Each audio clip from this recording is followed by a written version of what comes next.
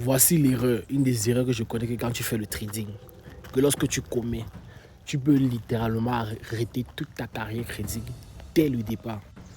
Il y a une seule erreur, que dès que tu commets l'erreur de le faire, mon ami, si c'est que tu n'es pas solide, tu n'es pas enraciné, si c'est que tu vas arrêter le trading.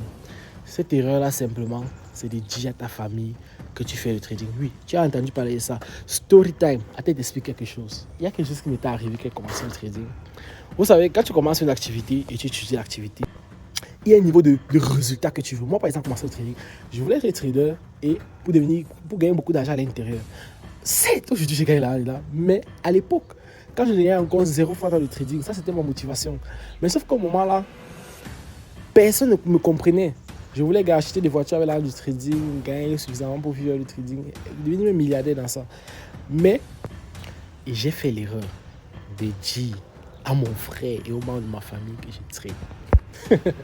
Tu ne sais pas ce que ça peut engendrer. Juste à cause de cette erreur-là, un jour, j'ai fait une perte en trading. J'avais pris un compte de 400 à 700 dollars comme ça. Donc, c'est un compte de 400, c'est 200 à 700, bref. J'ai pris un compte et puis le compte montait. Et puis j'ai fait une erreur. Dès le début, j'ai lancé un trade un jour, j'étais fatigué. Mais j'ai pris un risque beaucoup plus grand que d'habitude et j'ai dormi. Afin de le dire, mais ça arrive. Et ce jour-là, quand j'ai dormi, c'est quand quelque chose comme ça t'arrive. C'est-à-dire, au moment où tu te réveilles, on n'a pas besoin. C'est quand tu te réveilles à quelques secondes dans lesquelles tu ne te rends pas encore compte de ce que tu avais fait avant de dormir. Maintenant, ton cerveau te rappelle que mon ami, avant de dormir, tu avais lancé. Et net au moment là, c'est comme un choc. Il y a quelques secondes par lesquelles tu t'assois, tu réfléchis que, ok, j'ai lancé un trade. Le trade est à quel niveau et j'ai pris tel niveau de risque. Il y a deux options.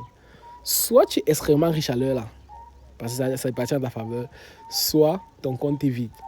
Et effectivement, mon compte s'est vidé. J'ai perdu, je pense, 400 000. Ouais, d'un coup.